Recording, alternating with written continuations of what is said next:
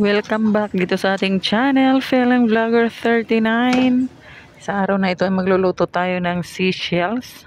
So ayan, kakaiba to dahil meron siyang Chinese pichay, no? Yung pinakadahon natin yun ang ginagamit natin, Chinese pichay. So dito nga ay nagigisa na tayo ng luya.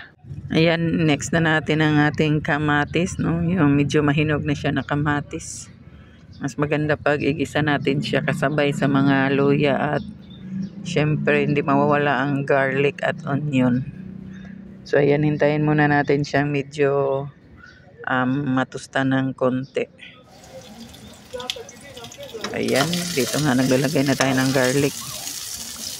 Yan, ganun pa rin, tusta-tusta. Antayin munang mag-golden brown ang ating bawang. Saka natin isunod ang ating onion.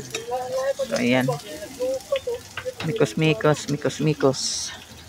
At ayan na nga na golden brown na siya. So isunod na natin ang ating sibuyas. Sibuyas. Ayan. Onion. So same process. Tustahin pa rin.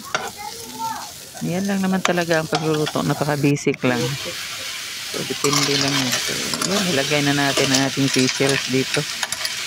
So madali ang luto lang ng seashells. Hindi yan masyadong matagal kasi ano yan.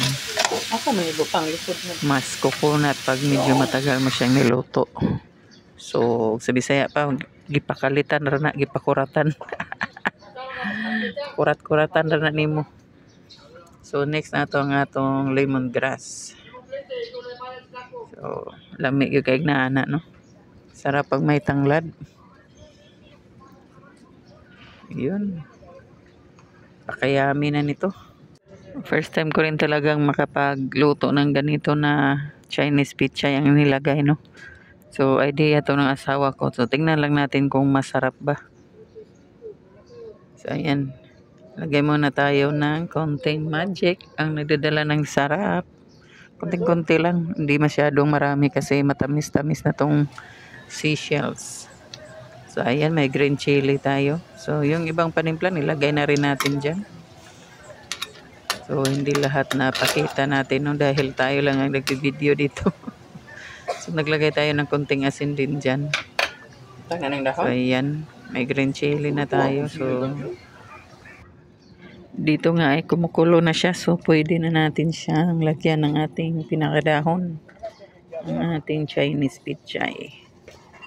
Ayan, file lang natin sa ibabaw, saka takpan. Ayan, na-imagine ko tuloy mag-uling ba. Lagyan ng mga dahon sa dahon ng saging sa ibabaw. Iwan ko kung saan nakita to ng asawa ko. At ganito yung pinapalagay niya sa akin. So hindi kami palagi nagluluto ng ganito, guys. So ayan, okay na yan. Thank you for watching.